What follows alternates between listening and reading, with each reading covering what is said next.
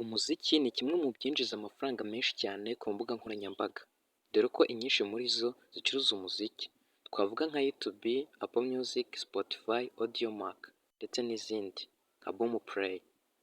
Kuba umuziki winjiza amafaranga menshi byatumye abawukora baba ibyamamare ndetse bakomeza kwagura ibikorwa byabo no kwinjiza amafaranga menshi cyane. Niyo mpamvu muri ino video tugarutse kuri top 10 y'abahanzi bafite amafaranga menshi cyane kurusha abandi mu Rwanda. Aho tugiye guhera ku mwanya wa 10 tumanuka tujya ku mwanya wa mbere. Mbere yuko dutangira mbaje kuguha ikaze kuri umuyoboro wacu wa YouTube, Ben Gold, ukore subscribe ufungure n'inzogera.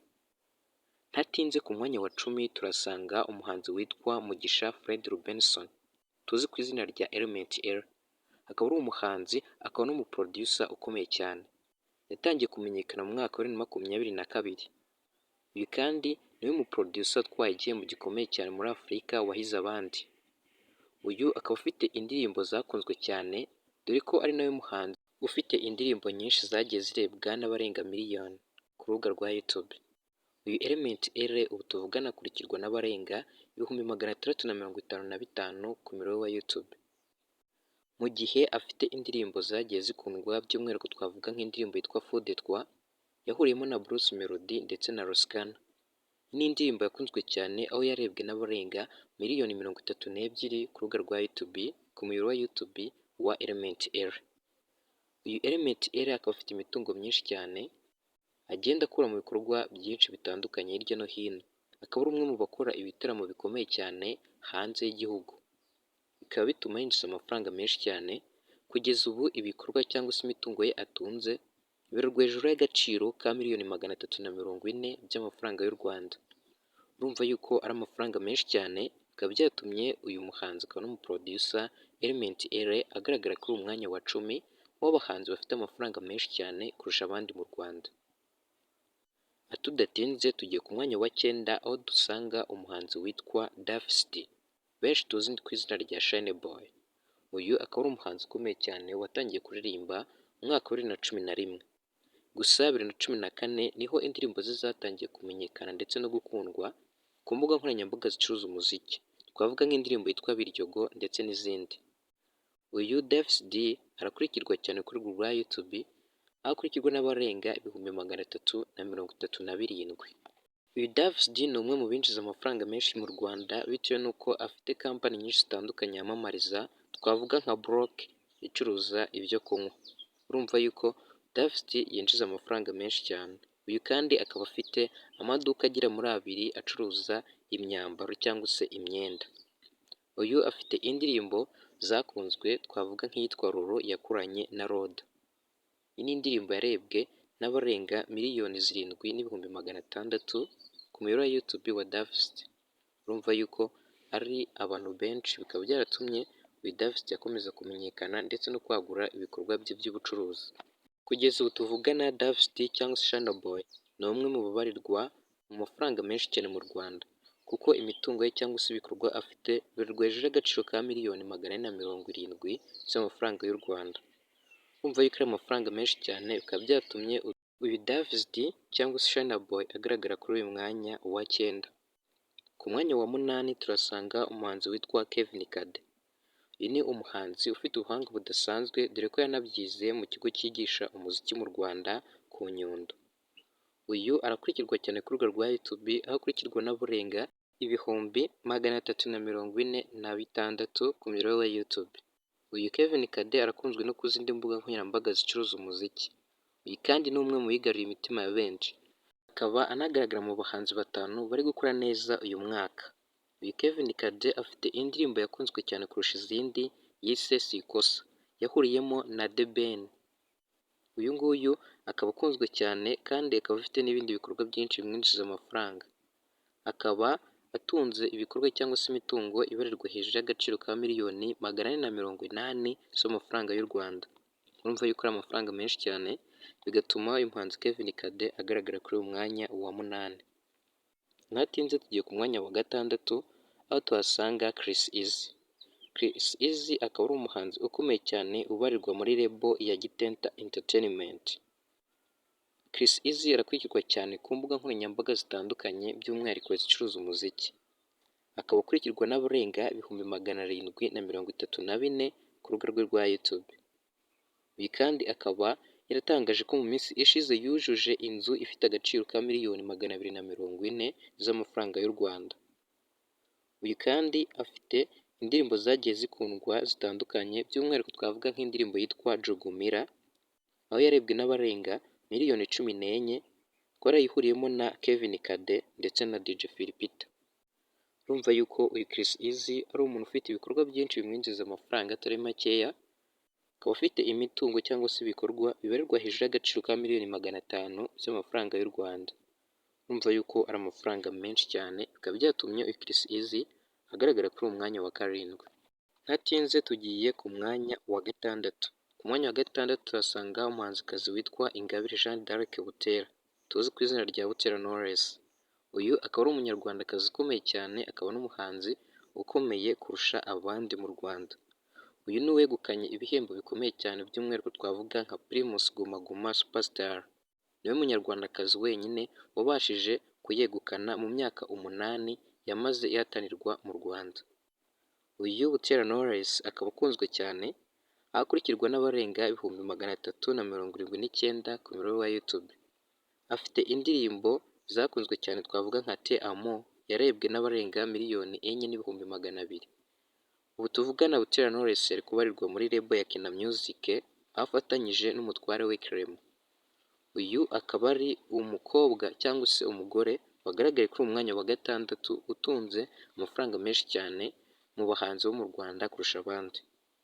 Uyu Butera Knowless afite imitungo cyangwa se ibikorwa bibarirwa hejuru y'agaciro ka miliyoni 670 z'amafaranga y'u Rwanda. Urumva yuko ari amafaranga menshi cyane, akaba nta mpamvu yo gushidikanya ko uyu Butera Knowless yagaragara kuri umwanya wa 6. Tugiye kujya muri top 5 cyangwa se mu bahanzi ba mbere bakize cyane kurusha abandi mu Rwanda. Gusa mbere yuko tubavuga cyangwa se tubagiraho, nagira ngo nkwibutse niba utarakora subscribe, like, share na comment kuri umuntu wacu wa YouTube, wabikora kuko ni ingenzi cyane. Uze gufungura inzogera kugira ngo utazajya ucikwa na update z'ingenzi tukugezaho. Tudatinze tugiye ku mwanya wa 5. Ku mwanya wa 5 turasanga umuhanzi witwa Meddy. Uyu akaba akunzwe kumenyekana cyane mu njyana ya gospel. Uyu kandi akaba ari umwe mu baciye agahigo mu Rwanda, kuko kugeza ubu niwe muhanzi wenyine ufite indirimbo yakunzwe cyane yarebwe n'abarenga miliyoni 100. Iyi ndirimbo nta yindi ni iyitwa Slowly, aho imaze kurebwa n'abarenga miliyoni 132 ku rubuga rwa YouTube rwa Meddy. Iyi kandi ikaba n'indirimbo ya 9 mu ndirimbo zarebwe cyane muri East Africa. Urumva yuko Meddy ari umuhanzi ukomeye cyane, akaba aranamenyekanye ku rwego mpuzamahanga.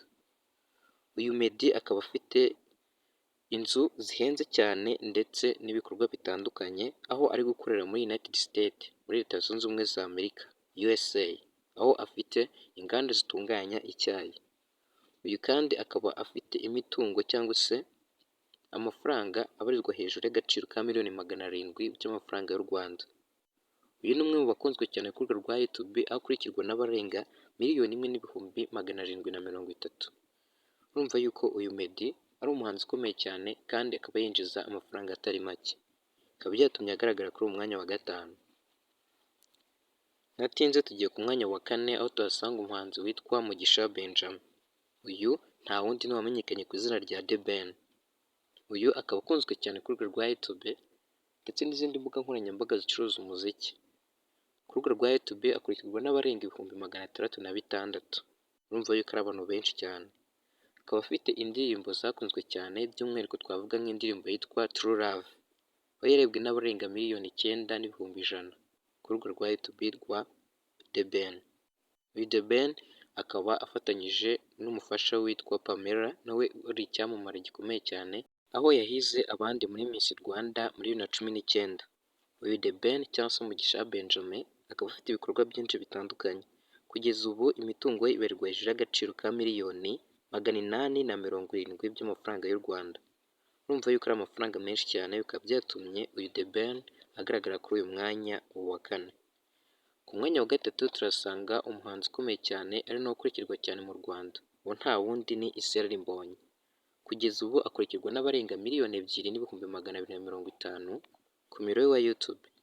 Uyu kandi ni umwe mu bafite indirimbo zikunzwe cyane kuko niwe muhanzi ugaragara ku mwanya wa kabiri w'abahanzi bafite indirimbo zikunzwe cyane kurusha abandi mu Rwanda, kuko twabonye ko uwa mbere ari Meddy, uwa kabiri ni uyu Israel Mbonyi afite indirimbo yise Ni Nasiri imaze kurebwa n'abarenga miliyoni 92 ku rubuga rwa YouTube rwa Israel Mbonyi. Uyu Israel Mbonyi akaba afite imitungo myinshi cyane n'ibikorwa bitandukanye kubera ko agenda asinyanya na kampani zitandukanye zaba iz'ubucuruzi, izikora ibikoresho bitandukanye byaba iby'itumanaho. Kugeza ubu Israel Mbonyi afite imitungo ibarirwa hejuru y'agaciro ka miliyoni 900 z'amafaranga y'u Rwanda. Urumva yuko ari amafaranga menshi cyane, akaba nta mpamvu yo gushidikanya ko Israel Mbonyi yagaragara kuri uwo mwanya wa gatatu. Tudatinze tugiye ku mwanya wa kabiri, aho tuhasanga umuhanzi w'icyamamare ukunzwe cyane witwa Itayiwacu Bruce, abenshi tuzi ku izina rya Bruce Melody, Yuhu, 001, Igitangaza ndetse na Munyakazi. Uyu Bruce Melody akaba afite ibikorwa byinshi bitandukanye. Ni umwe mu bakunzwe cyane kuko agaragara ku mwanya wa gatatu w'abahanzi bakurikirwa cyane mu Rwanda, aho kugeza ubu akurikirwa n'abarenga 996,000, bivuze ko buri 4,000 gusa kugira ngo yuzuze 1M y'abasubscribers bamukurikira ku rubuga rwa YouTube. Uyu kandi afite indirimbo zitandukanye zagiye zikundwa by'umwihariko nk'indirimbo yitwa Katerina imaze kurebwa n'abarenga miliyoni 15. Uyu kandi niwe muhanzi wo mu Rwanda wakoze collabo zirenze cyane akorana n'abahanzi bo hanze batandukanye. Twavuga nk'indirimbo iri ku bice bigacika yitwa Pompom yakoranye na Diamond Platnumz ndetse n'umuhanzi w'umunya-Nigeria witwa Brown Jewel. Ni indirimbo ikunzwe cyane. Uyu Bruce Melody afite imitungo cyangwa se ibikorwa bibarirwa hejuru y'agaciro ka biliyoni 1.2 by'amafaranga y'u Rwanda. Tudatinze tugiye ku mwanya wa mbere, gusa mbere yuko tujya ku mwanya wa mbere nagira ngo nkwibutse niba utarakora subscribe ngo ufungure n'inzogera, wabikora kuko ni ingenzi cyane kandi ni iby'agaciro, ikaba n'inkunga ikomeye cyane. Ku mwanya wa mbere turasanga umuhanzi ukomeye cyane wamenyekanye mu njyana ya R&B, uwo nta wundi ni Ruhumuriza James, twese tuzi ku izina rya King James. Akaba afite ibikorwa byinshi bitandukanye ndetse n'inganda ndetse na kampani nyinshi yamamariza. Kugeza ubu afite imitungo cyangwa se ibikorwa bibarirwa hejuru y'agaciro ka biliyoni 1.4 by'amafaranga y'u Rwanda. Umva ko biliyoni 1.4 ari amafaranga menshi cyane, bigatuma Ruhumuriza James cyangwa se King James agaragara kuri uwo mwanya wa mbere. Wowe twanyuma ino video ndagushimiye cyane, nawe ubutaha mu yindi video nziza.